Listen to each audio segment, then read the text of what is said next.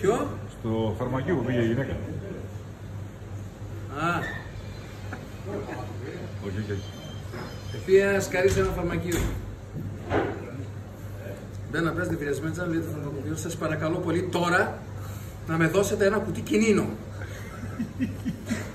Λέει, κυρία μου, το κινίνο είναι δηλητήριο. Τι το θέλετε? Θέλω να το δώσω στον άντρα μου, τον Καριόλη, διότι έχει κόμενα και απατάμε. Εντάξει κυρία μου, καλύτερα να πάτε να τα βρείτε με τον άντρα σας. Εγώ δεν μπορώ να συμπράξω σε αυτό το έγκλημα, δηλαδή να δώσω το κινήνο τώρα που κάνω άνθρωπο τώρα.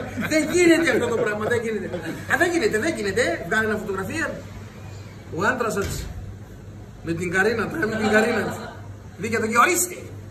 Λέει, καλά είχατε τη συνταγή και δεν μου τη δώσατε.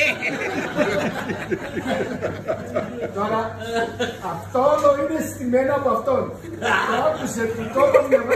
Κοίτα, το τι πρόσθεσε τώρα δεν έρχεται.